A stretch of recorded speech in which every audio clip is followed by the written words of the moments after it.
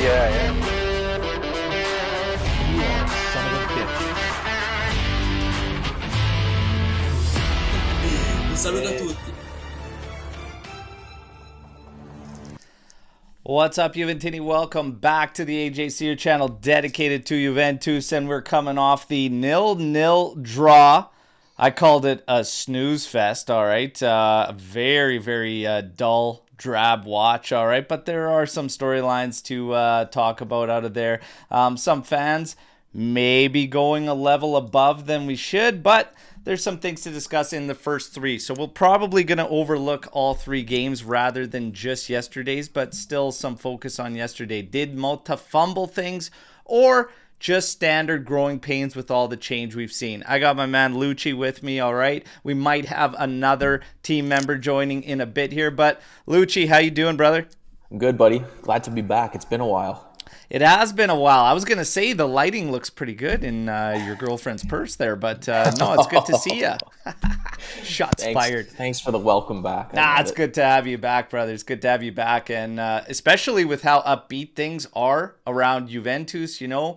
Last time we saw you, things were not that way, right? So it's good now, and I think the show still talking about some points that I think were up for the taking. For Juve, it's still going to be upbeat. I always said 7 points out of those first 3 games is what we have to have.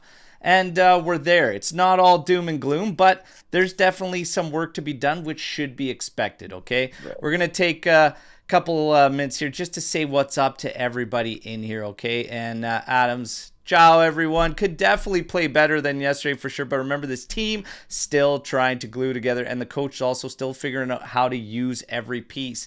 Should he have used 1, maybe 2 of the pieces, though, yesterday? And we will ask that question. We'll get into our thoughts there, all right? And yes, good morning to Matteo. He's last minute packing for Italy while watching this. Well, enjoy your trip, brother, okay? All the best. Motta out!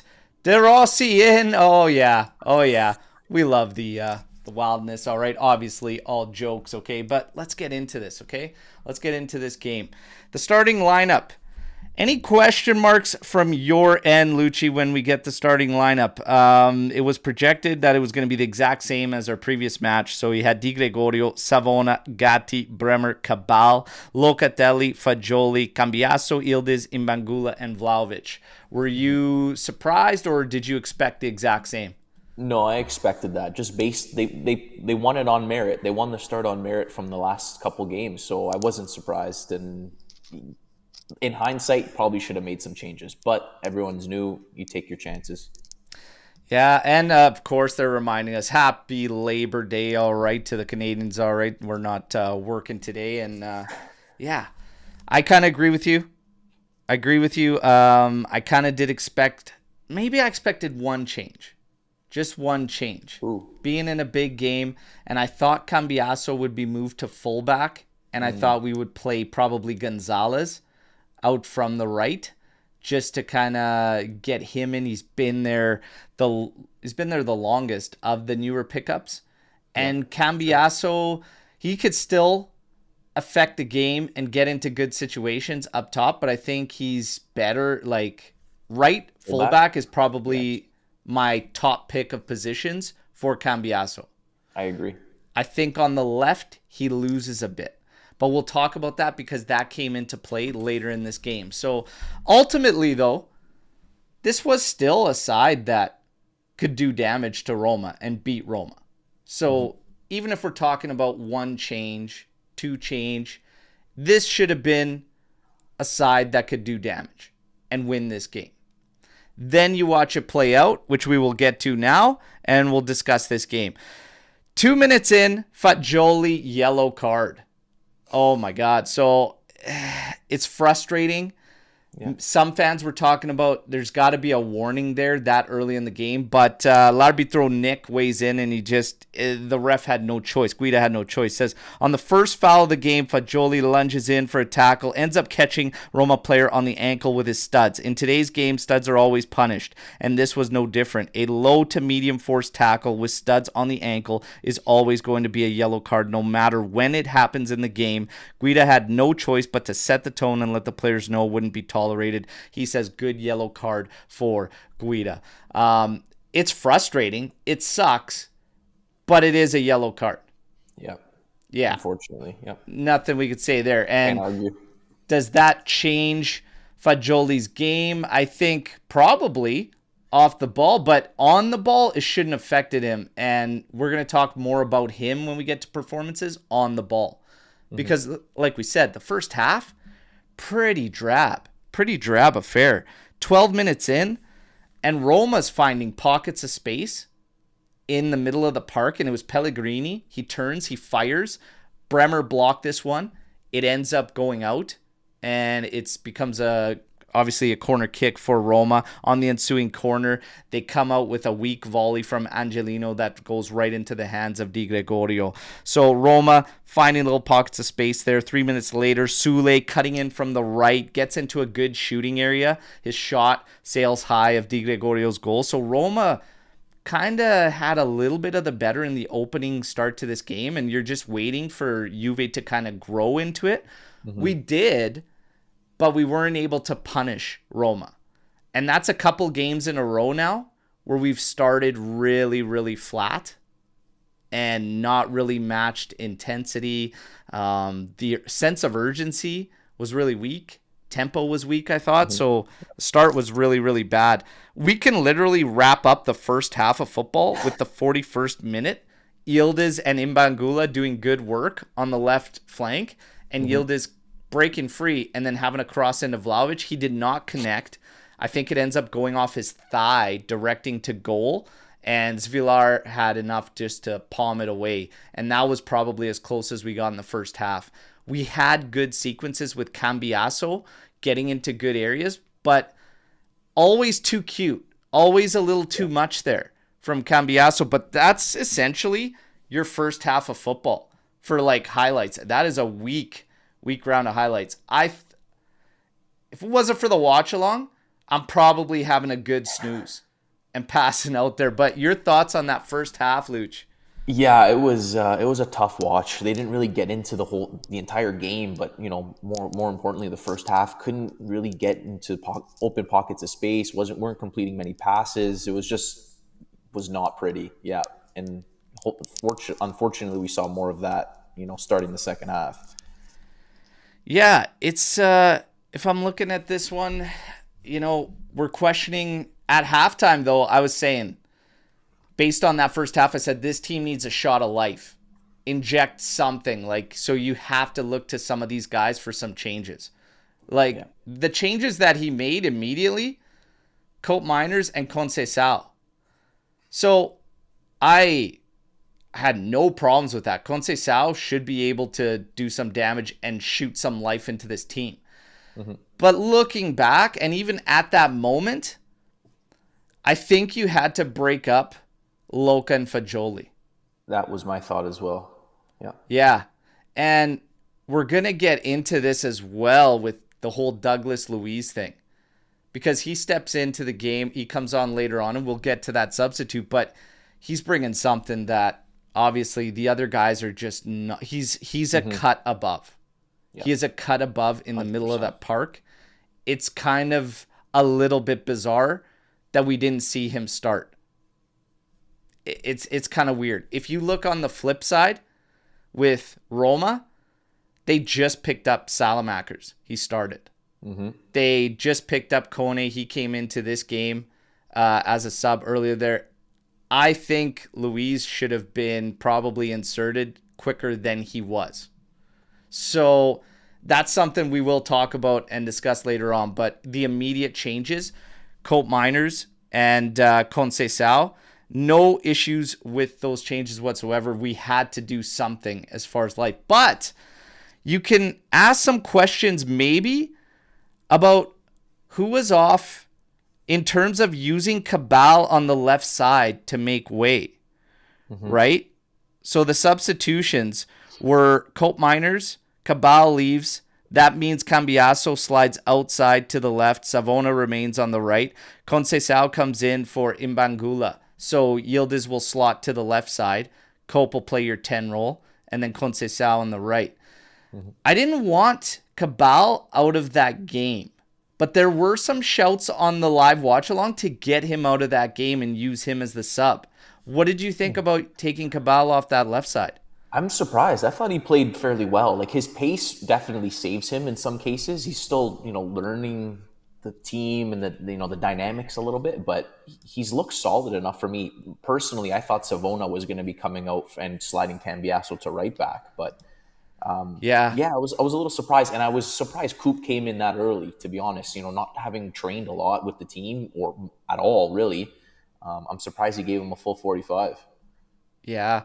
And Alex B saying Cope has no reason to not play, to be honest. Luis probably not ready physically for a full 90.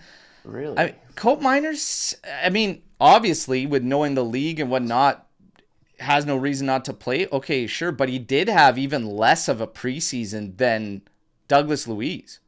Like, Luis at Copa America, there's guys everywhere that are playing full minutes. So I'm not really sure why Luis would not be ready physically. So it's a weird one to me. It's a weird one to me when I'm looking at that one.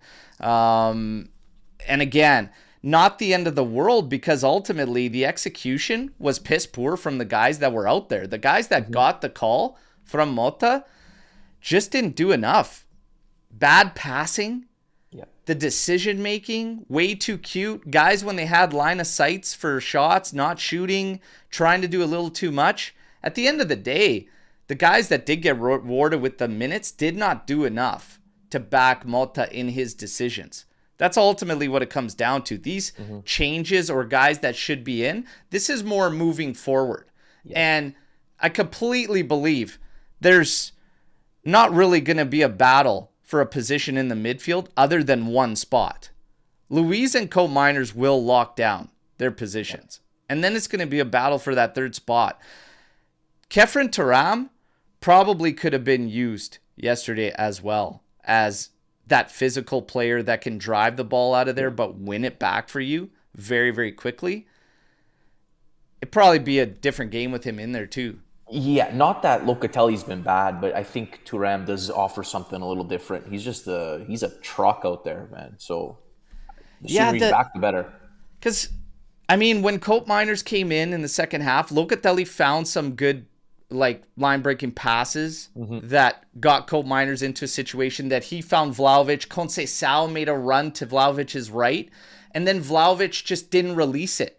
He screwed up there. Needed to be a quick little touch. He ends up taking a shot. We'll just wrap up on the highlights here, and then we'll kind of discuss it all and break it all down. I do believe we have Lex in here now. There we go. So Lex joining us. Nice to see you. Nice to see you guys. Long time no see. Yes. I think everybody, Joe Cappuccino having some internet troubles, all right, but still joining us in the chat. Lex able to come in and make up the third, so we'll rock it. We're just going to wrap up second half highlights here, as we're just talking about all the kind of question marks we had through this one. So Cope Miners, Conceição come in. We're talking about certain scenarios where the execution wasn't really there, and it did send in some signals that felt like last season, okay? And we'll get to that after the game, but 47th minute, again, Vlahovic ends up going for a shot that becomes really weak when he had a nice play, just sliding it over for Conceição, who was just burning in there. Too. It's all good. It is what it is. 50th minute, though, we got to go back to l'arbitro Nick, because Pellegrini fouls Conceição. This was the exact same play Fagioli got a yellow on. And again, in the grand scheme of things, didn't affect the game, but Pellegrini walks away with nothing. So l'arbitro Nick says, similar to the Fagioli play, we see Pellegrini lunge in for a tackle, catches Conceição on the upper part of his foot. The upper part of the foot above the laces is considered the same zone as the ankle. Guido was a bit inconsistent here. Should have shown Pellegrini a yellow card. From a technical point of view, I believe this was a positioning and angle error from Guido rather than an error in judgment. He needed better angle to correctly see that point of contact, but that would have affected things for Roma with Pellegrini being on that yellow at the 50th minute, because at the 70th is when Juve started to they started to actually move. One of the biggest things I noticed for the majority of this game, our movement was nowhere near what we saw in the first 2 games. Off the ball, especially the first half, everybody was standing. Nobody was really moving around trying to be an option. Roma used their 2 players, Salamakers and Sule, to try to rule out the midfield. Yeah. And our guys were moving out of the midfield. Luca, Fagioli, like they were trying to get into spaces where they could collect that ball. But then there was just really nothing and nowhere for them to go. So credit to Roma. They just tried to clamp things down, but we still got to do better. But we had to move the ball much, much quicker. And our defenders were on the ball way too long. So when those midfielders did open up, I was screaming for a lot of the moments because I'm like, dish the ball off. I don't need to see Bremer try to bobble this thing around. Like your job, you got one job, man. Find the guys that need to be on the ball to make those decisions and go from there. Same with Gatti. Way too long on the ball for the majority of that game. Get rid of the damn thing. I get that Roma's trying to rule that out, but you have to have an answer. And that kind of goes back to Motta as well.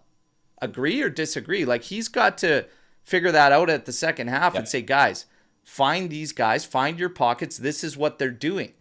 Did we not see enough adjustments from Motta? I would say yes, but I'm also thinking that has something to do with a lot of the new guys not being able to train with the team for long. It's, been a week, if not less. So I'll give him the benefit of the doubt this time. But going forward, it's definitely something he's going to have to try to fix for sure. Yeah, like I just feel like he was going at it with the subs, and I don't disagree with the subs or the changes, but I don't think there was enough in terms of trying to counteract what Roma was actually doing. What do you think, Lex? Yeah, I'd agree with that. I think that was one concern I had after the game was our lack of ability to break down Roma's defensive block. And I think just that comes with maybe playing a stronger side, a side where De Rossi definitely did his homework, studied how to counteract our team and Malta's system. And then, like you said, the lack of adjustment is something that was a little concerning for me, as you mentioned. So hopefully that changes in the future. Like you said, maybe, like Lucci said, maybe it was because we had a lot of our new players come in and maybe it's just players not having chemistry yet. That can have something to do with it. But I would have liked to see more of a game plan change from Motta. Yeah, I'm not going to say like it's overly concerning. It's definitely not overly concerning. It's just something to look at moving forward. That's kind of where I would put it. At the end of the day, it's a third game. We do have guys that we believe should be starters that will probably find that position. But the team overall, I'd have to agree right here. They looked a little tired, a little flat, maybe not matching Roma fully. So Roma, we said, don't worry about the first 2 games. Don't worry about a loss to Empoli. They're going to be ready. They're going to fight. And on the flip side, if you look at De Rossi's presser, he said we had to be concrete. That was their game plan. Shut everything down and go from there. He said, was it a good game? Absolutely not. Like, he's like, it was a brutal game. It would have been a brutal game to watch. And it was. He said, but that's what they needed to do. They needed to get that. They wanted that point out of there, something, and then they moved from there. The funny thing is, throughout this whole game, they probably ended up with the best shot or the best opportunity to score at Angelino's feet late in the game. We will kind of carry on. 69th minute, Conceição gets a shot blocked. It falls to Yildiz on the far side. Tries to beat his man. Shot gets blocked. We get a corner kick. Nothing really happening there. We did see McKennie enter the game. Mancini ends up getting an arm to his face, bloodies him up a bit. People were asking questions there. L'Arbitro Nick does weigh in, saying, as Mancini is guarding the ball, McKennie comes in for a challenge. Mancini uses his arms to protect himself and ends up catching McKennie in the nose. 2 considerations here. 1, was the player's arm movement fluid with the motion of his body? 2, did the player create a secondary movement with his arm? I don't think Mancini's move gave that secondary movement. That would make this most likely a red card. At the very least, this needed to to just be called a foul, but deciding between a yellow card and not can be a bit subjective here. Depends on the heat of the game. I would have been sold on Guida's decision if he gave a foul, then at the very least a stern talking to with Mancini. Nothing ended up coming of it. McKennie was asking questions. We carry on. 89th minute. Angelino comes very close here. Di Gregorio knew nothing about this. Okay? He knew nothing about this. If that thing hits target, it's in the back of the net. So, shot through a screen, gets by. But this shot is from like 27 yards out, right? So, I mean, you're not going to stick to a player like Glue at that range. He's going to probably have a little bit of a lane. It had to go through traffic. Very, very close there. 92nd minute. We get a final counter, a good counter from us all the way up. It finds itself to Yildiz' foot, running at the right. Beats his man enough to just open up a shot, but the shot was always sailing high of goal. We end the match there. It's a 0-0 draw. And yeah, we kind of got to start asking some questions based on what we saw. Luis impressed a lot. I'm sure everyone's seen the little clips that have been posted there and everything. And right away, players, we're going to talk about player performances before we get to man of the match, and there's a lot of guys taking heat. So the midfield, Locatelli actually surprisingly didn't get as much heat as Fagioli. Fagioli is under a lot of heat after this game yesterday. Cambiaso, I think, had a rough one first half. Second half cleaned up, but he wasn't overly involved in the second half. But the first half, he made a mess of quite a bit. Wasn't a great showing for him. Vlahovic taking serious heat as well. Okay? We've all seen it. We've all seen it. The calls for another striker, somebody else and whatnot. And I'm like, again, going back to this whole thing, I'm not overly concerned about anything. But we'd be kidding ourselves if we sat here today and said there's nothing to work on. We're 100% fine. No, we're a work in progress, right? But as far as the player performances, we'll go across the back line first. I actually didn't have any issue with anybody at the back. But if you were going to pick the better guys, I thought Gatti and Bremer did their job. But on the ball, Gatti was kind of killing me with how long he had it. But I had no issues with the guys across the back. What do you think about the defensive line? We'll start with Lucci and then get Lex's thoughts. Yeah, I thought they were all fine. Bremer and Gatti both put in a couple blocks. Yeah, but Gatti with the ball at his feet and he's running at the defender, like, makes me nervous. I'm not gonna lie. He just looks uncomfortable with it, kind of like Chiellini did. He always managed to make it work, but it was awkward. But then I think that's how Roma set up. They allowed Gatti to have the ball because they know he's limited when he has it, compared to getting it to Fagioli and Luca. So, no concerns with anyone at the back. I thought they were all fine. Yeah. Lex, backline? Yeah, no concerns. I mean, no goals conceded. Not much to complain about from a defensive standpoint. Yeah, and that's a good point too, because that's the first time Juve started with 3 clean sheets since 2014-15 season.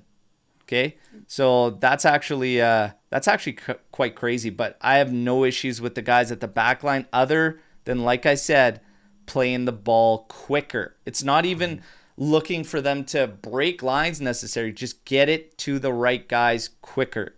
They have got to do that. So disappointing that we didn't see that even as far as an adjustment. The midfield. We've got a comment immediately saying, let's blame the yellow card. I believe that's what slowed down Fagioli. I'm going to be quite honest here. If we're talking defensively, okay. But on the ball is where we're expecting more from Fagioli, and I think that's okay. I think on the ball, if he's going to be considered one of these guys that we're looking for help with the creative, he's got to do way more. I think there was nowhere near enough influence. I can think of 3 moments in that game where he kind of showed what he can do. And that's kind of where it's at, is he shows you what he can do. But to bring it consistently throughout his minutes, that's where we need him to be. Because he had flashes. He stripped one ball in the second half, cut one player immediately and then sprung a through ball, but it was way too far for Duchamp. In the first half, did that a couple times as well. Beats the first man and then distributes it, progresses the ball forward, and we're off to the races. He needs to bring a little bit more. That's just me on Fagioli. Do you guys agree, disagree? Where are you at?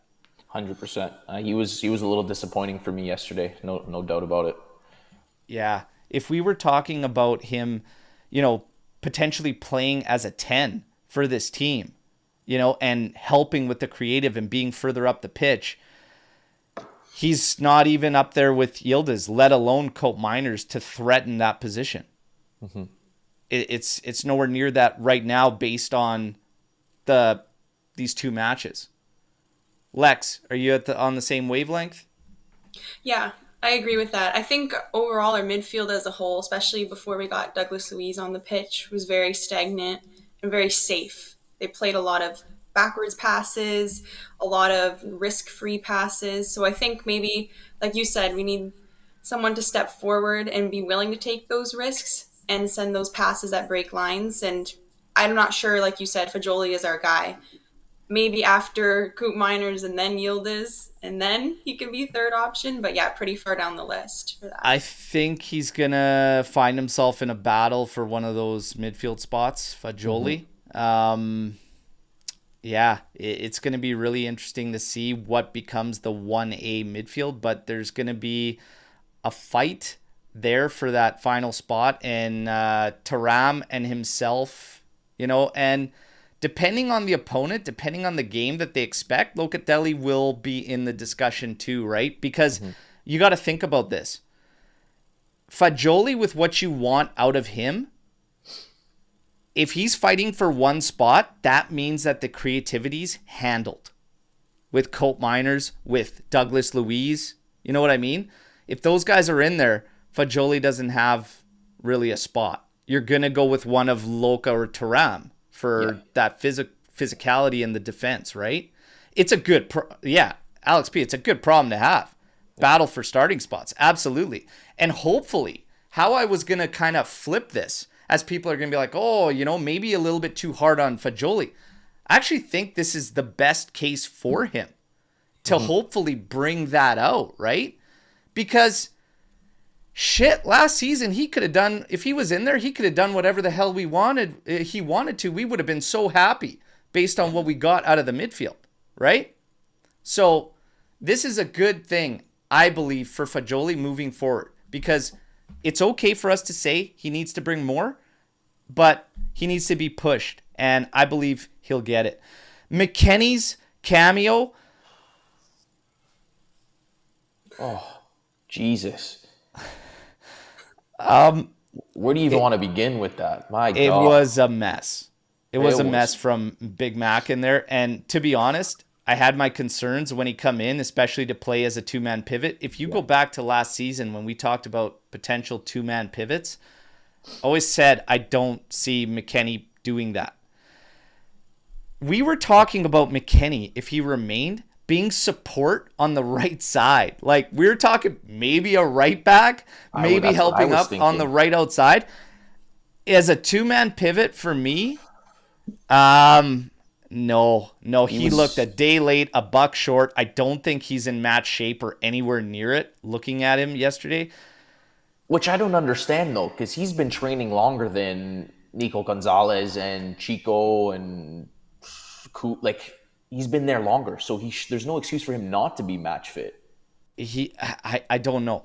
I don't know. But you're right. He was in the way. He couldn't complete a pass. He was just a disaster. It was awful. Oh, he was in the way? All right. He was in the way. Wes, if that's where we're looking to integrate Wes, bottom of the totem pole immediately off the showing there, right? Yeah. So he's got a long way to go to get minutes in there ahead of any of the other guys. Technically was nowhere near the mark. Coughed up the ball multiple occasions. One of them almost went right back down our throats. So from Mac, mamma mia. I'm assuming when Thuram's back, he's not going to see the pitch much. No. No. I hope. Now, we got to get to Vlahovic before we get to man of the match. So, your guys' thoughts on Vlahovic's performance. Lex, what did you think about Dusan?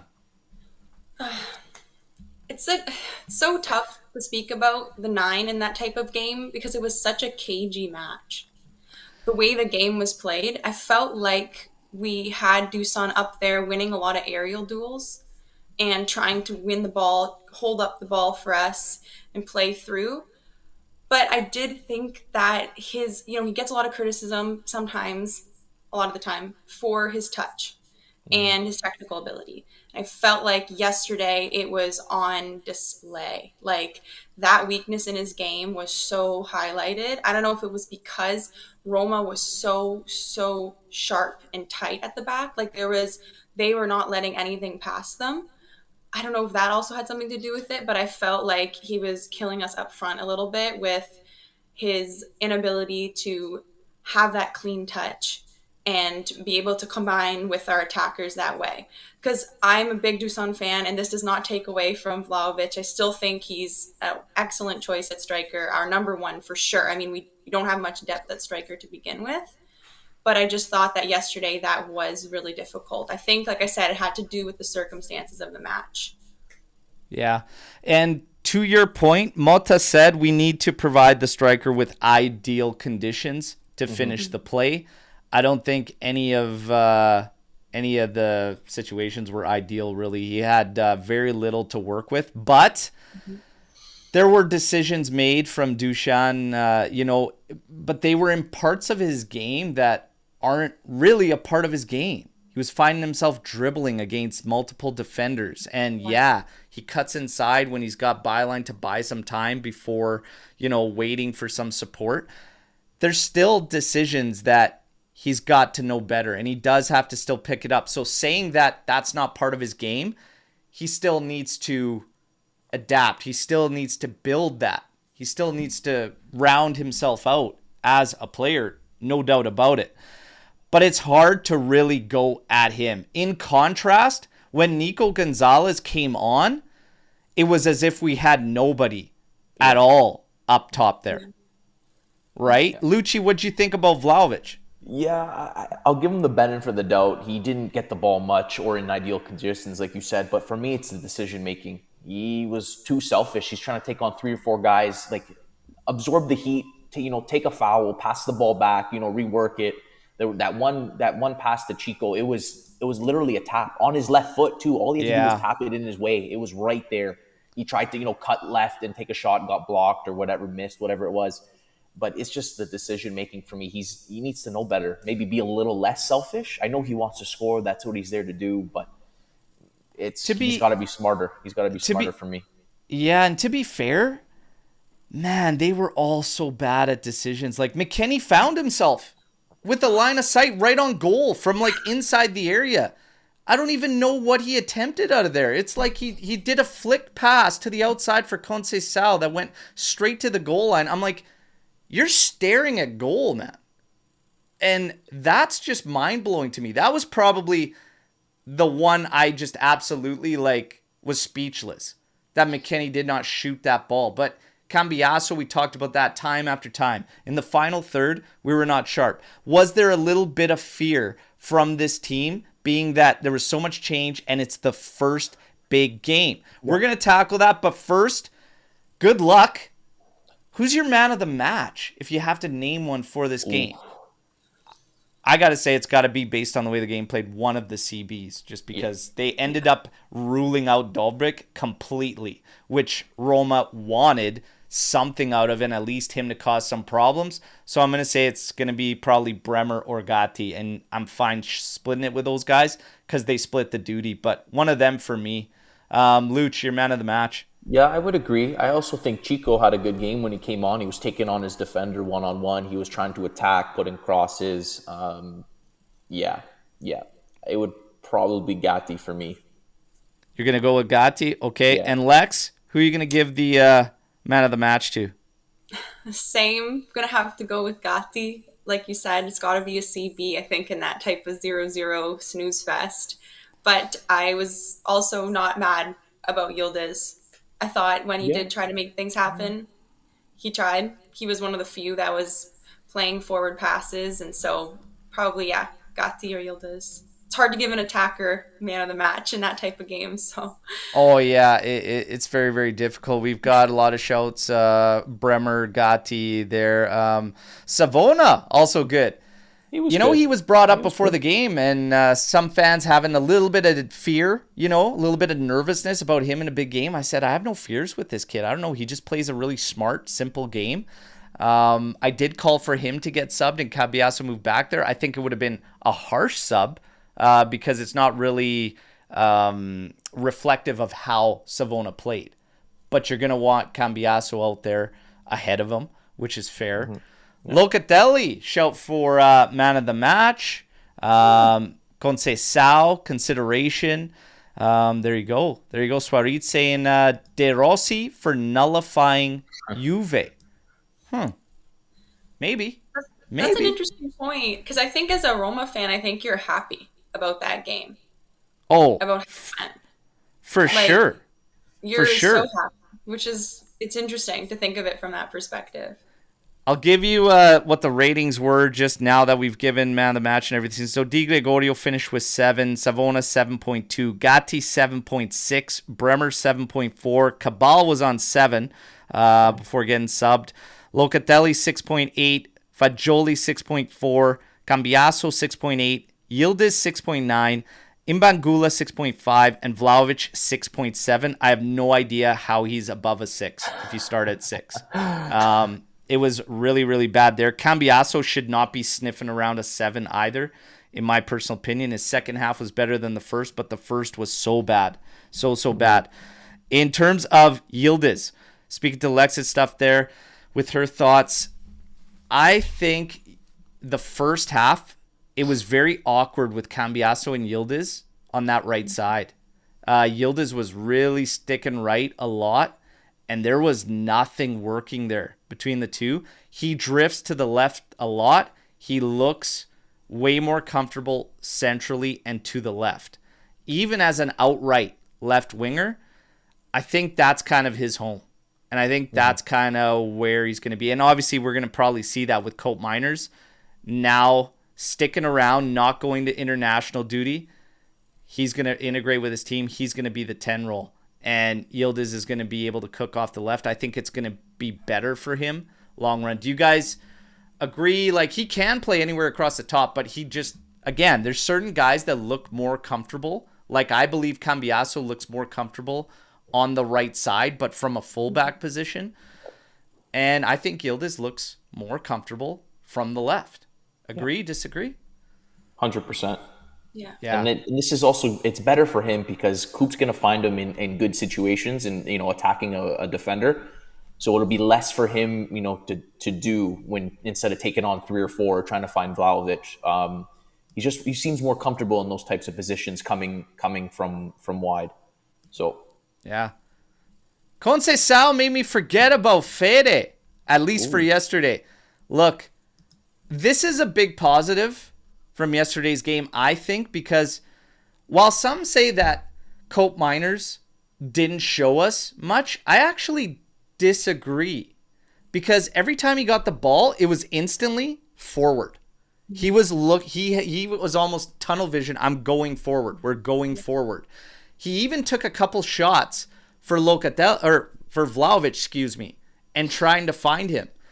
And he was finding good pockets of space. Breaking the lines could have been an issue ahead of him. Okay? But it looked good from him with the looks that he was trying to attempt. And I think it's only going to get better with time. We got to remember, this guy has he's still so new to this group. For them to find chemistry, for them to have an understanding of what each player is going to do, they're going to need time. At that point, Conceição and Cope practically got at the same time. Conceição a few days before, right? It's going to take some time. But I think all the new guys, and I'm even going to say with Kefren Turam before the injury, they've all shown that it's very promising for Juve. Very, very promising for us. even if we're talking about the guys that are going to probably go from the bench, they're still great options to bring off the bench. You know? So if Fagioli's not starting, but he can come into a game late, that's great. You know? I think it's promising what we've seen from the young guys. Conceição, from the new guys, Conceição, he looked great. He showed Very exactly promising. why he's come in. He's going to take his man on. He's going to create problems for the other team. He's one guy that they have to try to rule out. I'm going to get to one of my problems in this game versus the first two we played, but how do you guys feel about all the new guys? Did they actually show you something yesterday? We've got some in the chat saying Cope's overrated. Is he overrated? Go ahead, Lex. Okay, I was gonna say first for Coop Miners, I think the price tag just it makes things so difficult for him from the outset. I think because of how much we brought him in for, I think that raises the bar and the expectation for him really high. So I think I agree with you, Berto. Him playing forward passes was refreshing to see. It was interesting. I think some of our attackers weren't on the same page. So sometimes they just looked like it was a stray pass, but the idea was there. And I liked that he played direct because we've been missing a midfielder that plays direct. In terms of other new guys, Douglas Luiz, I mean, class. He was so class yesterday. He really showed why we brought him in. And I think you mentioned it earlier on the show before I got here, but like, why have we been hiding him on the bench for so long? Like, that just seems like a crime because he came on the field yesterday and it was like, how are you keeping him from us? Anyways, he was super weird one. exciting. That It's was really definitely weird. a highlight. Yeah. For me. Now, Cope, slander, ridiculous. He needs to get time. So this is going to the comment above, obviously, not to pick on Wing of Winter, longtime supporter who we love having in the chat. But yeah, Cope is not overrated. The price was a little inflated, exactly to Lex's point. But that's more on the mercado more than anything. Yeah, there's going to be expectation. But one thing that seems consistent is Cope is quality. Cope showed his quality, He showed what he can do. Not being able to break down a team that is literally gone out there with the mindset to clamp down is not going to be solely on Cope Miners. The thing is, though, he's taken the shots for a couple of years now. We've asked our midfielders to take, like in terms of trying to get that through ball, trying to chip that ball over the top and hit like a striker on a run. He was doing that. And all his progressions were the right moves. Everything else is just going to take time to go. But I liked what I saw from Cope. I liked what I saw from Conceição. I don't think we can say anything about Nico Gonzalez. It would not be fair. Because he just came in. It was a vice Vlahovic. And yeah, you know, it doesn't play out the same.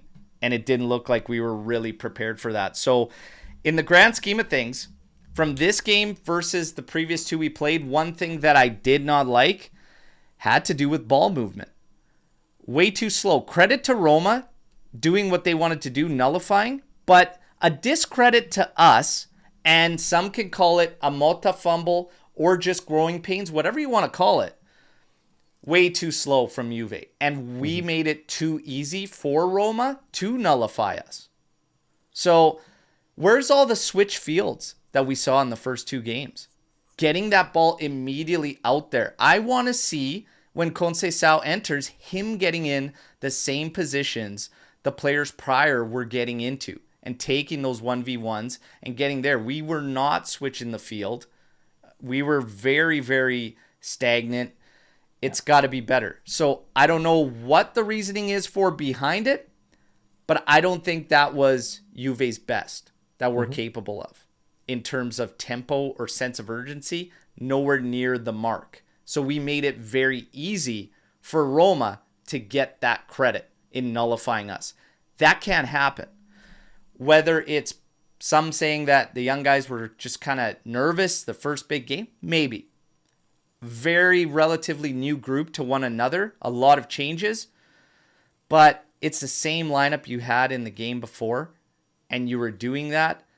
You've got to have an ability of adapting.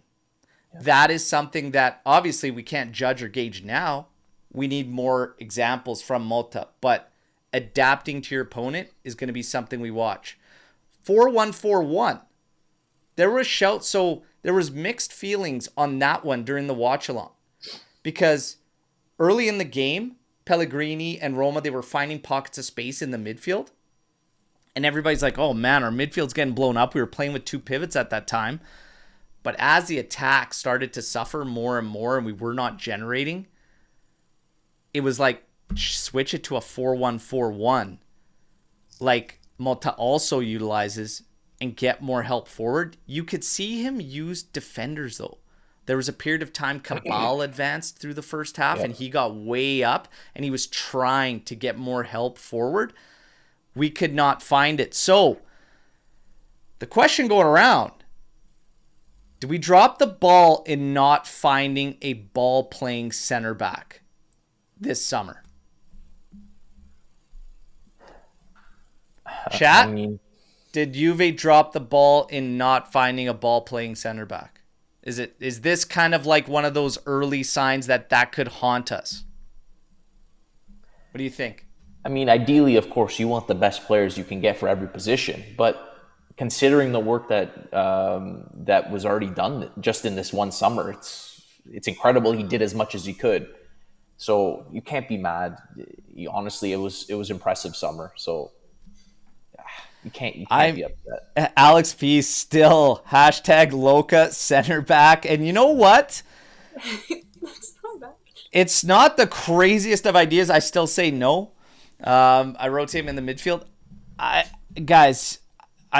We cannot rag on the Mercado. Mm-hmm. It was so strong. So strong.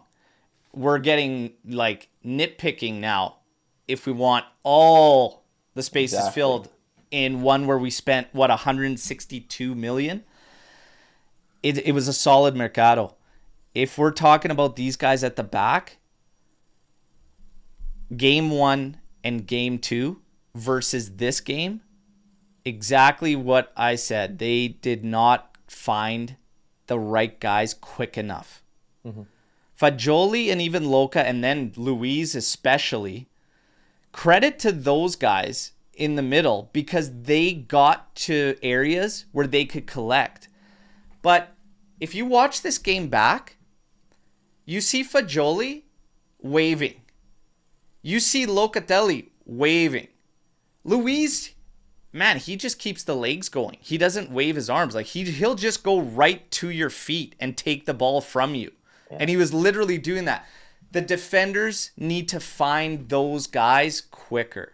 It's not so much that we need that ball playing CB to spray it out everywhere. I think if they just get it out of their feet quicker and stop fucking around, basically, it won't be as bad. Find those mids quick enough. They were doing their best to become options where they could collect. It just, it's far too slow. But it's going to be interesting to watch moving forward. But I agree with you guys. We can't really rag on the Mercado, you know? Who would you have sacrificed to get one of those guys? I loved all the moves we did. Midfield is so critical for Motta's game. And we're not suffering that bad at the back. Kalulu. People are saying get Kalulu in there to play the ball out of there. I'm not sold on him yet. I haven't seen enough, but is he that good? Is he still even come to terms with the fact he's at Juve? Did you change his bio yet? Yeah, like 3 times in an hour after the transfer, but maybe it's starting to sink in. He's finally at Juve, so he'll actually pass to our players. No, kidding aside, Kalulu's going to definitely need some time before I think we're comfortable with him going in there. He's got to rediscover the form that we're talking about a few years ago, right? I think if anything, he's got a spot at the outside at right back. If anything, he could have some minutes there. Savona's doing well, but I'm not done having a look at Kalulu there. It's only been a small sample size. We got to see. We got to see what happens. But there's so many. He's a right back originally, is he not? He's more of a right back than he is a CB. Yeah, but his best season, he was center back. The best season he had, he was predominantly center back.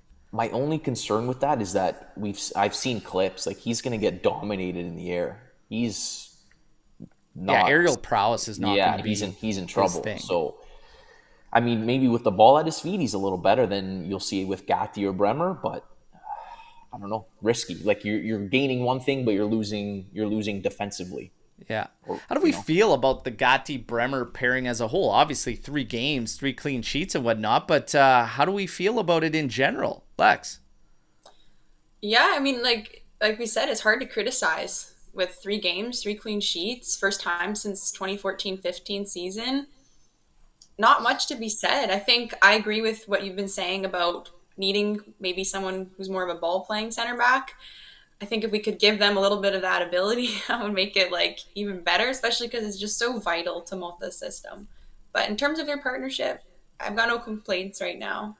Yeah, it's almost as if out of the setups that Motta deploys, it's almost like 4-1-4-1 might make the most sense to have one just always closer to those guys that could pick it up and release it and find the other mids. But then you get into an interesting scenario because in the 2-man pivot, it allows 2 guys to come back and collect, makes it harder. It's supposed to make it harder for the opposition to rule out the middle of the pitch. Mm-hmm. Yesterday, it was too easy. And I can't say that it's all just because of the center backs on the ball. Like, it really isn't. Like, it should have been harder for Roma to nullify us using the 2. But, yeah, he's got options at his disposal. What Motta chooses to do, we'll wait and see. But, by all means, no need to sound the alarms off. 7 points out of the first 3 games. Tied for top of the table, okay? Go into international break. Now after the international break from Motta, and he even spoke to it in his presser, saying that we have a talented group of players, need to take a game at a game, but I have to determine who is ready to start and who is better suited to come on as a substitute. I think in 3 games, even going to this one, there was enough there to beat Roma to at least make it more difficult for Roma. Mm-hmm. And I think it's going to be up to adjustments more than it is personnel. He's got enough personnel that I'm not going to say he fumbled anything based on not starting Luiz, even though I think he should have started. No, it's going to go to an adjustment thing. You've got to find a way to get through these games. It can't be this is what we've done and that's it. You have to adapt. From first half to second half, I only see players plugged in. And I didn't see enough of a change of ideas or even a shift in tempo, urgency. So I'm looking for more there in terms of that rather than who he decides to start or substitute. That's where I'm going to look for more. Yeah. Just to speak on his starting 11 quickly, I thought it was interesting how he kept that same starting 11. I thought that just tied into his comment about how everyone's playing time is going to be based on merit. Yeah. Since they had won the previous match by a fine margin, he was like, there was no reason to change this group. Even though I got all these like shiny new toys, these new signings, I'm going to keep the group that got the job done for me the game prior. And I really respected that. And I think that he did give them a fair chance to have their shot at Roma. And then once things weren't working, he was like, okay, now I'm going to make my changes. I'm going to see if I can implement a game breaker. I'm going to see how these guys shift the match and shift the dynamics of the game within our team. So I just want to say, like, I really appreciated Motta doing that. I thought that was looking to how his approach is going to be, which is just trial and error, and then giving guys the fair chance that they deserve. Yeah. Mm-hmm. I think it becomes an interesting kind of look at it on merit versus quality, though. Because at the same token, if you want to do it based on merit, are we talking about merit solely in training? And how does this reflect into a game as well? Because there's also a difference. Even though Roma's got off to a brutal start, we could all see it coming, saying it's going to be a test versus Como and Verona, respectively. It's going to be a test. So merit in that, sure. But has Luis given the opportunity to get that merit to go in there and start? Like, sometimes you just got to say, like, hey, we're going to be playing a strong team. Get the quality in there. And I think it's okay to question, like, hey, Roma started Salamakers that got there how many days ago? Yeah. You know, like, at the end of the day, these guys, and Salamakers played in Serie A, Cope Miners, sure. I'm sure he was training throughout the whole thing, just not with Atalanta. It's an interesting thing where merit versus quality against the tougher opponents. Mm-hmm. It's going to be an interesting one to watch, right? I don't think we'll see that again going forward. Once these guys have a full, 2-3 weeks of training with the team, they know how to the setup, the dynamics, the system, the passing. I'll be surprised if he just goes based on, youth merit from the previous games. I think we're going to see who he thinks is best available to start that game.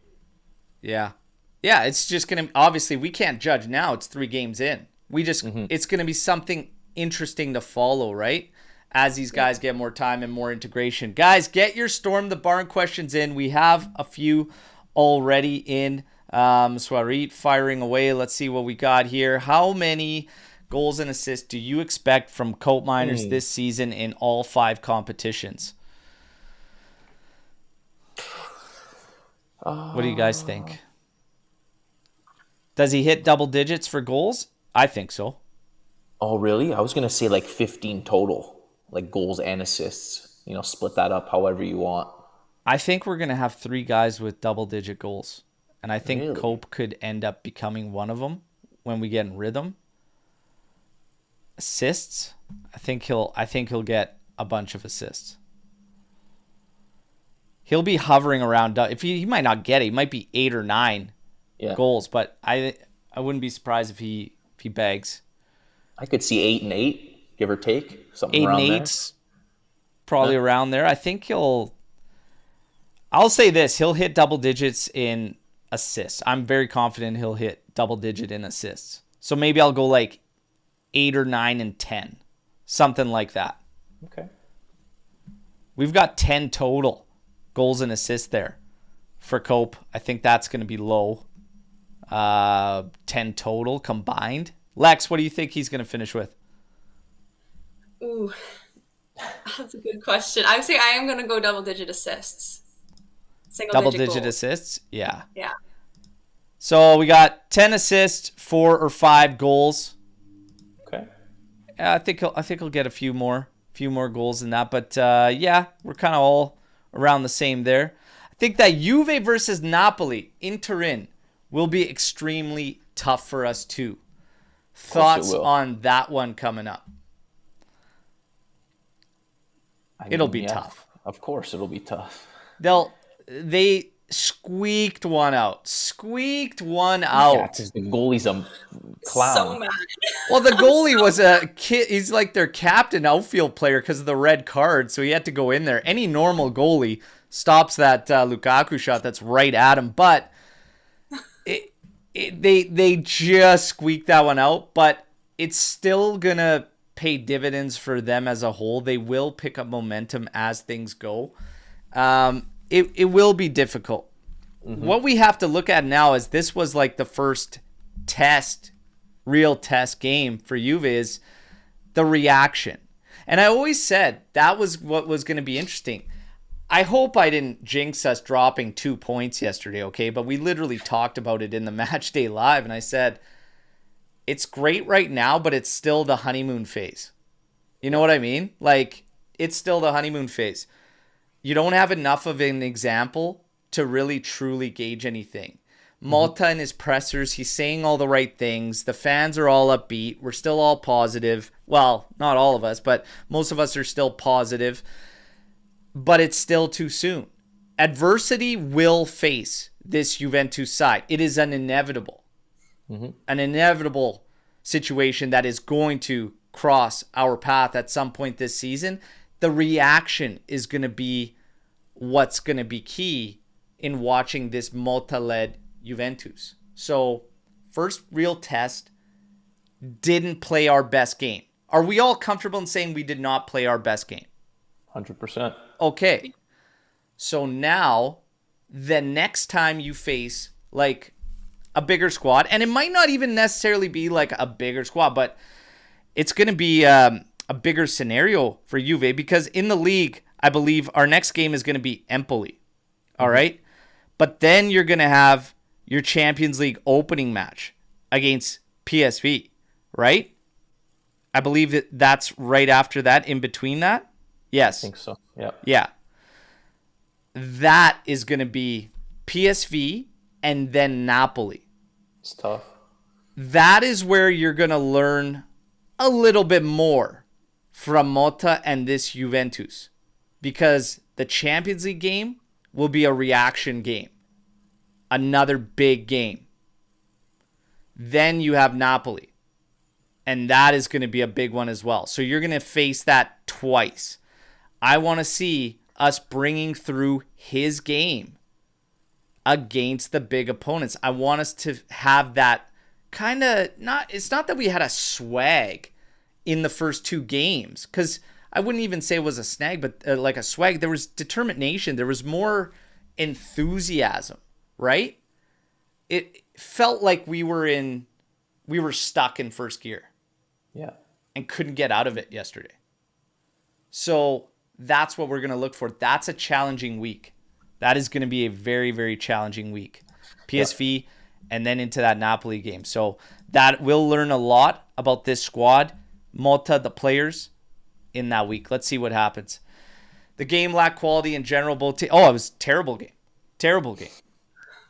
God, I was worried I wasn't going to wake up for this live still from that game. Okay? Unbelievable. Lord DeScilio. Oh, my God. Pushing Empoli for a European finish. Oh, my God. They're banking on a hologram because he's not real. He's not a real person. Does not exist. Okay? Does not exist. Is the third kit jinxed? No. God, no. Can't be. It's so amazing. That kit's unreal. Kit's unreal. We looked good, at least. Yeah. Yeah. Playing a very poor performance. On a scale of 1 to 10, how concerned are you about Dusan given the wages, transfer fee, performance thus far? Okay. So, shit's about to get real. All right? So, on a scale of 1 to 10, how concerned are you on Vlahovic? Lex, you're going to kick this one off. Well, see, I'm a Vlahovic fan, so I'm always biased and I'm always giving him the benefit of the doubt. So for me, he did pick up a lot of wins from us last season. Like, you cannot fault him on that. The amount of games that he was able to get the job done for us.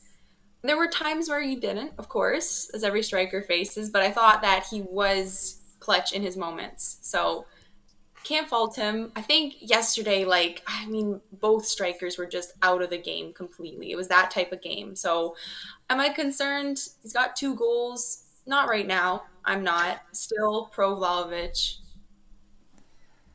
So on a scale of 1 to 10. How concerned I am? Yeah. 2? Oh, 1? Like a 1. Oh. Not concerned. Wow. Whoa. 1. Okay. All right. Lucci, where are you at on that scale? Sure, you want me to take this question now? Do you want to go first? But it's definitely more than a 1 or a 2. See, I'm going to say this right off the bat. That pass that he did not make to Chico, Milik would have made that pass. 100%. You think Milik makes that pass? Guaranteed. I give him the benefit of the doubt only because of the reason that Chico was coming from behind, and I don't think he even realized. But I would expect Conceição, the way he was running in there, he was probably screaming like a banshee for that ball. It was on his preferred left foot. All he had to do was slide it in. Milik, I find, is better at the hold-up play, at passing the ball around. Dusan's more about Dusan, finding some space to have a shot. So I'm gonna say a 6. To be honest, 6 out of 10 for concern. He's in some games he'll just go invisible. And then, like I saw yesterday, I know he wasn't getting the service he prefers, but he would, kind of look back and, give a look and, okay, like let's not go that route. Let's, regroup and try again. So maybe he's still got things to learn and Motta's teaching him and they're trying to figure it out as they go. But I don't know, man. Vlahovic I find very, very... He's very bipolar. I don't know. The one game I don't know. Way. I find that it's very tough just for me in general to like really break this guy's game down. Like one game, it's like, okay, he's turning the corner. It's positive. It's like, let's go. He's urging the team on. And then the other, he's like yesterday, he was frustrated from the get-go, it seemed. Like from the start of the game, I'm like, dude, like settle down. Like the game is like 10 minutes in and you're flipping out about an errant pass. But I don't know, like last season he scored 20% of our goals. I still think like he can, I don't know, I think he could still bag a lot of goals when the service is there this I just need to see it consistently. Consistency is a concern. But if I'm talking about concerns with Vlahovic, the biggest concern is the wage. Like he's on 22 million gross and Skanga fights me to this every single. I'm like, he is not worth 22 million euros gross. He is not 20. When he first came in and that contract was 12 million, we were talking about, is he worth 12? Like that's hefty. 22 gross when it jumped to 22. Who the hell signed that? That's insane. So whether he likes it or not, he's under the microscope. My concern level for Dusan is probably a 4 or 5. I'm 50-50 because it's Jekyll and Hyde. And it could be, just like Lucci said, one game really solid and one game where he is just out of sorts. So I always think back to like certain guys that, and when they talk about the game and stuff, and I remember Thierry Henry probably put it the best because he was always focusing on scoring and he was focusing on like doing damage and stuff. And then he talked about this discussion he had with the coach, and I believe it was Wenger at the time, that said like, what do you do when it goes that route? When it's not going your way in the game, what do you do for the others on the team? And that is where I think Dusan needs to grow the most. It's okay if it's not going your way and you might not be the one at the end of these plays. You might not be. It's like, find a way to become effective in that game that isn't just your standard way of wanting to be effective. That's where I probably look at the most work needing to be done by Dusan. You've got to find a way that when it's not going your way, that you still are effective for this team. Become just that pivot hold-up guy and distribute, take attention with you. Yeah. He had a run in front of him that was clear as day. The second Douglas Luiz makes that run where he dribbled a guy, worked a 1-2 with Yildiz, cut inside, Vlahovic ran to the far post when there was acres of space that he could have run in onto his strong foot, might I add. Run in onto his strong foot and collect that ball, give Luiz that option. He ran to the back post. And it would have been like a cross that Luiz would have had to put on a platter just to give him a shot based on the traffic he was in, as opposed to just opening up for it.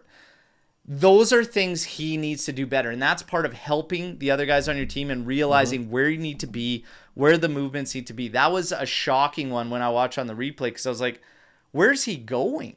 Where is he going? You're top of the line. This guy did all that work there. He's got work to be done, but concerns 4 to 5, mostly because of salary. I don't know. Berto, I think maybe his role's changing, because under Motta's system, it's known for having a wide variety of goal scorers. and getting goals from different players and from different spots on the pitch. So I think Vlahovic is going to, from an Allegri system before, when it was kind of resting on his shoulders as the sole number 9, to now Motta's system, where we're going to be asking more goals of our midfield, of our wing, and such. So I think hopefully, like you said, that's a really good point, that he needs to think about how does his role help the rest of the players and attackers around him create goals. Yeah. And this is a great point too, because it says it comes from time to understand each other. Absolutely. But to Alex P's point, you're staring down the barrel of a guy that might be immovable on that wage, right? So there are concerns there. We need the guy to bring that and fire. So it's gonna be one to follow. I called it this season. Said we got through a Chiesa saga. I think the next saga is going to be Dusan Vlahovic. I hope That's going to be a problem. I hope I'm wrong. I hope he has a killer season. I hope that he renegotiates the salary. We work it all out. That's my hopes. I wouldn't be surprised if we get a next saga and it involves him. That's all I'm saying. It's got to be an ego, like a mental ego thing, does it not? Like Lex is saying he's more of a focal point, but at the end of the day, do you not just want to win? Whether it's a goal or an assist or setting up a play, like the team just wants to win. He should be on board with that, regardless if he's scoring or not. Maybe it's a pressure thing. Maybe it's a pressure thing because of that money. That's huge money. Higuain was all about the team winning. He didn't care if you scored or passed or if he was setting up someone else. And that's finding a way to become effective no matter what. Exactly. Right? The thing is, with this guy, and I said it during this past Mercado, it would be in his best interest to actually take that discussion away from the whole situation, which is salary, and renegotiate and figure. And I know that people are going to be like, whoa, he's got every right to the money and the contract and all that. Absolutely he does. We signed him to that. He's entitled to it. But I'm only speaking in speculation, like if it's affecting him mentally and if it's increased pressure on him, it's up to him to make that decision if the mental clarity would assist him. Because yesterday to me, he looked rattled 10 minutes in. Way too high strung for 10 minutes into a game. That's just me, everybody. I'm with you. I agree. Just me. Forza Juve, odds on bringing Calafiori next season for around 25 to 30 million when he is tired of being a bench warmer at Arsenal. Italians often get homesick when leaving Italy as well. Amazing from Chutali.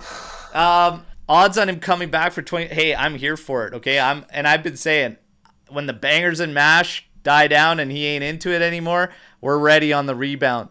50 was always too much, way too much for Calafiori. So, you know what? I would not be next season. I don't know about next season. This season just started. Let's wait and see. I was kind of maybe more enjoying De Ligt getting subbed off for Maguire and Man U thumping there. Oh, man. I could see Calafiori returning to Italy in a couple of years.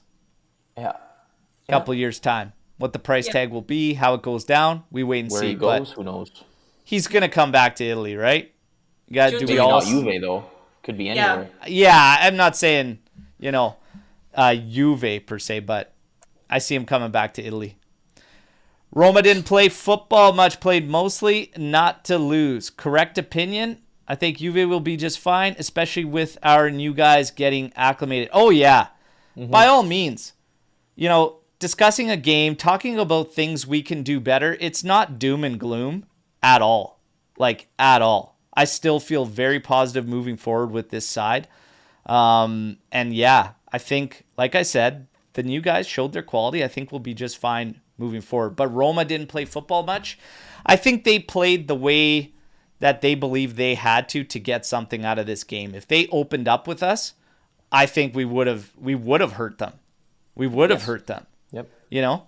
So we controlled things in the end. At the end of the day, I really needed to see some creation. I don't think we were ever really close to sniffing a goal other than McKennie getting in that area, not having a rip, a bunch of ball at the feet of Cambiaso that just couldn't find anybody. We were far away from a goal. At the end of the day, they came closest around the 89th minute through Angelino. And yeah, we got to do more in games we control. So yeah. Is it doom and gloom though? No. Should we explore free agency and go for a profile like Ben Yedder in January? If we're going to take a look at free agency, I say we just wait to see if anything goes down. Right now, we still have healthy depth. Maybe a Vice. I always said if you could have got a contract that worked, I would have brought in Memphis Depay in a heartbeat. If you could, I think he makes sense. I would absolutely do it. Absolutely bring in Memphis Depay if the funds would work. But the salary demands I heard were always high with Memphis, so I'd personally do it. Wing of Winter says no. I would do it. I think he would fit.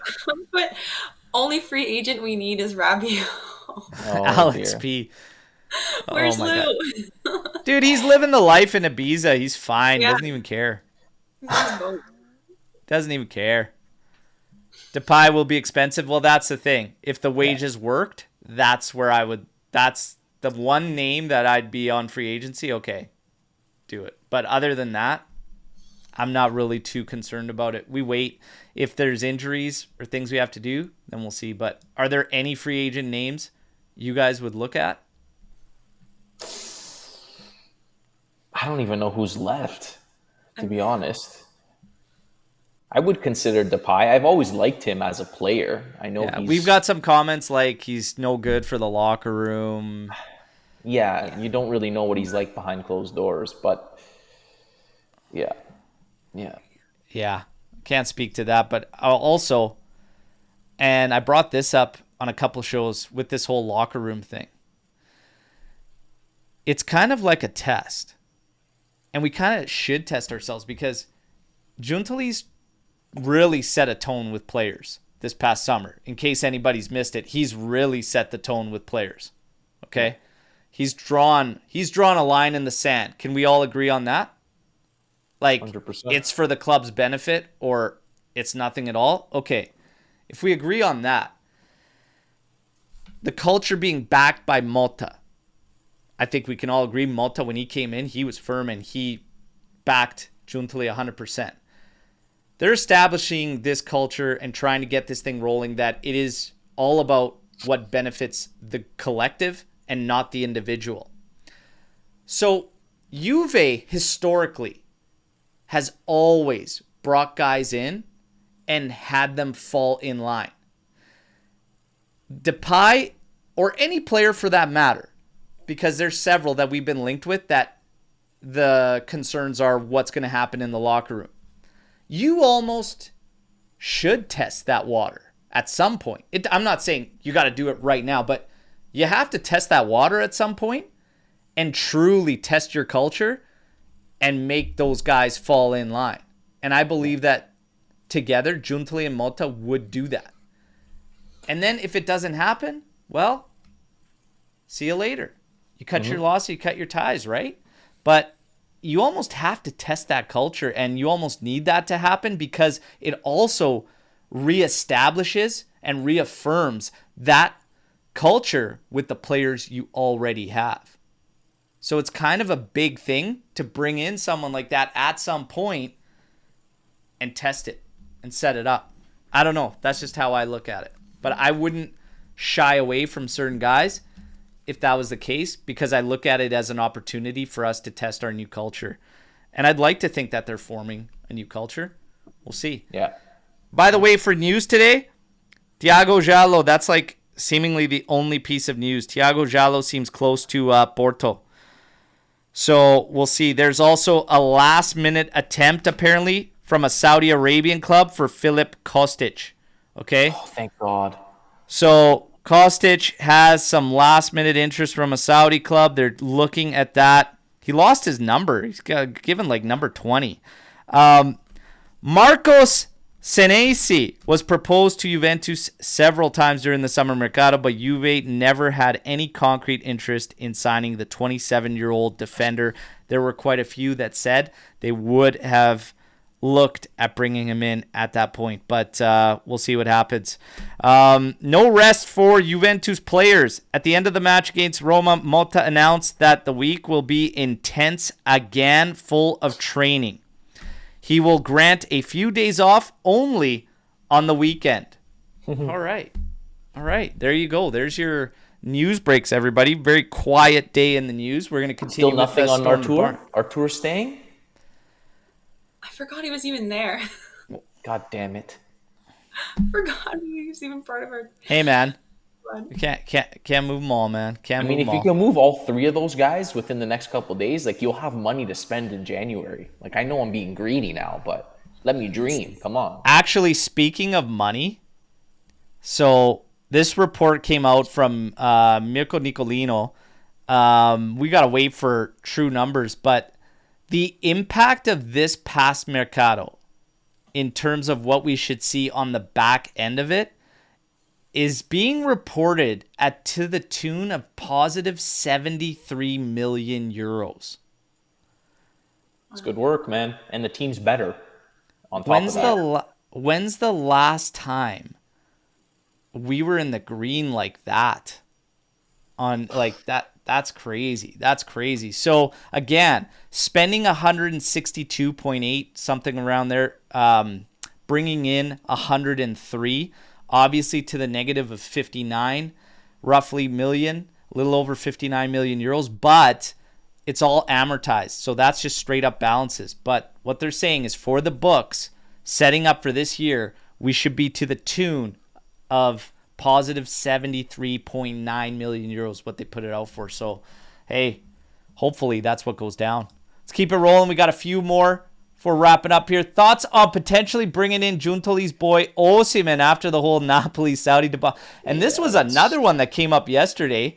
And for shits and giggles, we were discussing it, and everybody said no to Osimhen. Too many problems. What do you guys think? It seems that way. Yep. He seems like a little bit much. Drama queen, for sure. And I just finished saying that I would like to test the waters on culture, but that one might be a little bit too stiff a test. might be a little stiff. I love him as a player, though. Like, I really, really like Osimhen. I think he's a killer. I think it's hilarious what's happened in that whole situation. Both parties are to blame. Napoli's not innocent in the whole thing. You know? But it's funny until it happens to your club, and then you hate the guy. So I'd rather we avoid that before it actually, ever. Sure. But Alex P said, I'm desperate. We need a striker. Get him in. Suarez, yes to Osimhen. Top player. There are concerns there. I like him. I'm still, you know what I'm pissed about? I'll be quite honest. And I hate it because he's at Merda. Do you guys remember me every day, like almost every live, please Juve, go after Marcus Thuram. Please Juve, go after Marcus Thuram. He was on a free, for God's sakes. That's the one that pisses me off the most, is how almost zero attempt came out of Juve on Marcus Thuram. Not even any links with Marcus Thuram to Juve. Like, man, that one stings because I was saying get after Marcus Thuram on a free. I was all about it. So maybe we did try. Nothing came of it. I don't know. We'll see. Going off Suarez, Storm the Barn. Do you think a two-striker setup could be more favorable for us? Like a Thuram, Lautaro who could pair with Dusan? But who? Like a 4-3-1-2? And go that route and have three mids. Oh, okay, yeah, okay. And have one, like Colt Miners could, so you almost diamond out your midfield and Cope Miners can be still in a 10 role, and you can have Yildiz and Vlahovic up top, it's doable. Where are you going to play Chico and Nico Gonzalez? You brought them in to play them. I was just going to say, I think it's more beneficial for us to utilize more of the guys we have in the setup. And if you look at Motta's game, it's not set up for narrow play like that. Yes. It's set out for width, right? Yeah. I think it's going to be boom or bust for Dusan solo up top. Yeah. Yep. Yeah. I agree. Lex, what do you think? Yeah, I agree. I think just in terms of, it's an interesting shout for sure, but in terms of Motta's setup, it doesn't seem like plausible. But yeah, should be that front three we should be pushing. Yeah. Tuna says maybe if things don't work out with the wingers, yeah, it makes sense, but not with Chico. Nico could adapt. Nico could adapt too, actually. And actually, Nico as one of the seconds there would actually Instead be interesting. Instead of Yildiz, you mean? Or instead of Coop? But that's the problem, is you're leaving good weaponry out. Unless you Almost play Coop deeper and you play Nico in the 10. That's... And you could do that, so then you have Nico and... I mean, the guy's got options. But the setup in general, I don't think plays to Motta's game as a whole. But yeah, it's an interesting shout for sure. League prediction. So we've got 3 rounds. Okay, 3 rounds done. I don't know where you two stood before off our prediction show and everything, but we've got Inter and Juve 7 points. Torino, Udinese 7 points, all with 2 wins, 1 draw. Verona 6 points. Napoli 6 points. Empoli with 5 points. And then Lazio for Parma, Genoa, Fiorentina, Atalanta with only 3 points through 3 matches. Milan with 2 points through 3 matches. And Roma 2 points through 3 matches. Love to see that at the start. But who do you think is your top 4 for Serie A 24-25 season? Lex. Okay, Parma super team. Okay. Empoli led by Giazzi. No, okay. For top 4 realistic, I'm going to say that... You know what? Okay, I'm going in. I'm putting Motta's Juve first year. We're winning it. We're winning it. I don't care about Inter. I don't care about Limone Ball. I don't want to hear it. We're finishing above them. Inter second. Let's go.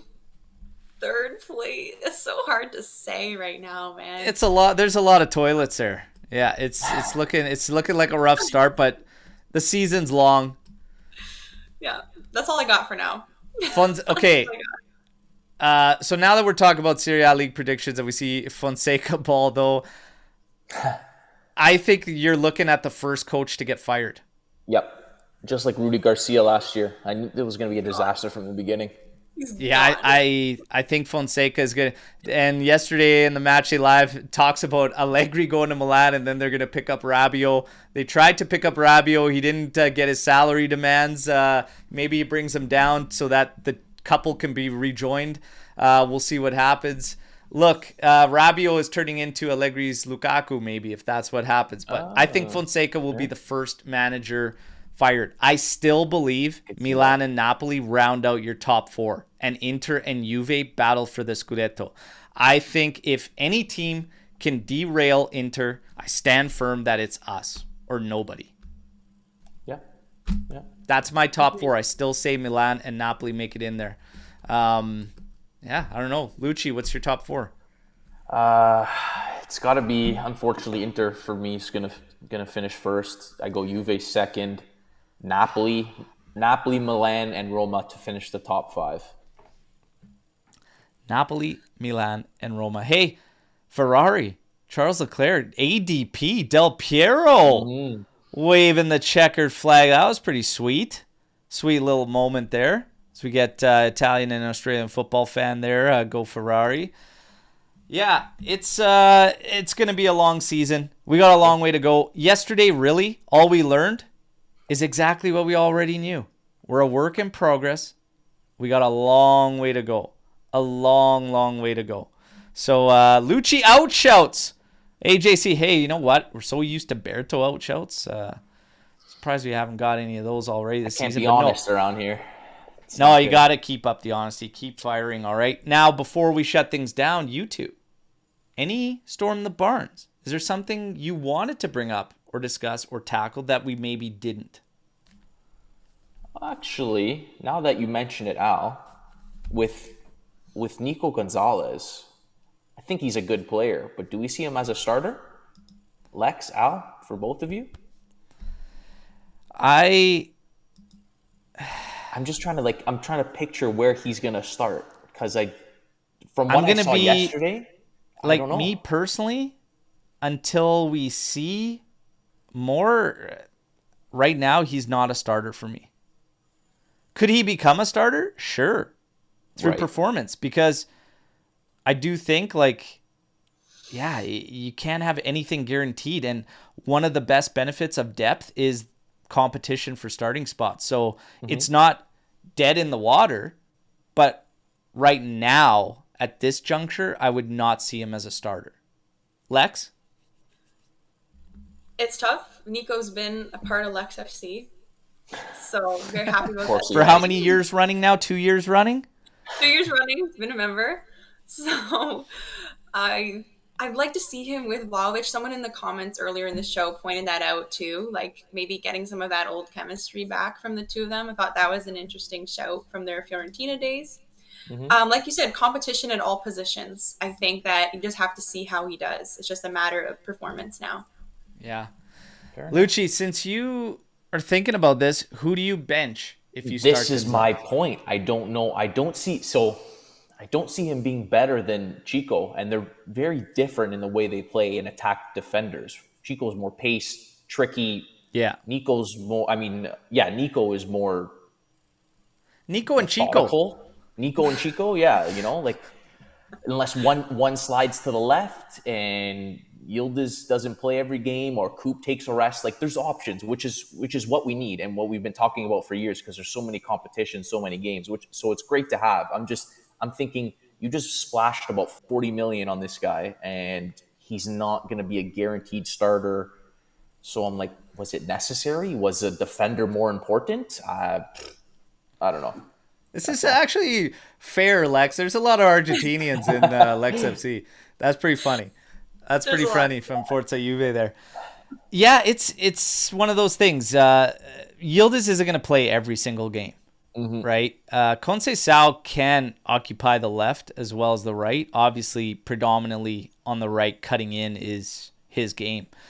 Nico is a guy that could play the 10, can apparently play as this false 9 up top. He could play on the right as well, so he's got some versatility. Cope Miners can still find the pitch, even if we want to utilize Nico as a 10, because Cope can play anywhere in the midfield. True. And that might be a way to get him in, is slotting Cope back a bit, and he could still play. Some would make the argument that's not getting the best out of Cope Miners, but it might actually still be best for the group overall until you see it play out. So again, everything we've discussed, despite dropping a couple points in a very winnable game and all this, still points to the fact that there's a ton of optimism. We have a lot of options for the coach. He goes into a break now where he can really dial things in. And we're going to have a big week coming up right outside of the break. Empoli, first Champions League opening match against PSV. I am so pumped to see this club back on Champions League nights. Okay, fantastic. And then Napoli. Oh my God, please. We've got to stick it to Conte and Napoli, please. I'm warming up the huge day for those clowns, okay? So let's see what happens. Everybody, again, winnable game, didn't go our way. Growing pains, maybe not so much a Motta Fumble. Could have done maybe something a little bit differently, but ultimately, all can be true because we're a work in progress. But I'm pumped to see the changes made and see these guys in consistently. Thuram will be healthy and back as well. That's going to be big for us too. okay? He was promising, showing great signs out of the middle of the pitch. I think he's a presence that we need in there as well. The depth comes back. I'm stoked. I'm still stoked. Hopefully, all of you still are as well. There's no reason for doom and gloom. 7 points out of the first 3 matches. Let's go smack Empoli, get our first Champions League win, and then take it to Napoli. Napoli will beat us? Hell no. I'm going to say it right now. Hell no. We'll be stronger, and the regulars, the guys we expect to be starters, will be in there. Let's go. Thank you, everybody in the live chat. You guys have been fantastic. As always, drop a like on your way out. Okay, through the international break, we'll probably have some fun. Playback TV, all our call-in shows. Look for action there throughout the international break. We'll probably still rock I'm still going to do the Juve news throughout on here, and we'll probably have a live show in the international break here as well. I guess we can cover Spalletti and whatever the hell he's doing with the Azzurri as well. That squad, whew, it ain't pretty. It ain't pretty, but we'll have some fun. Lex, Lucci, always an absolute pleasure. Thank you, everybody. Take care. Ciao. Yeah.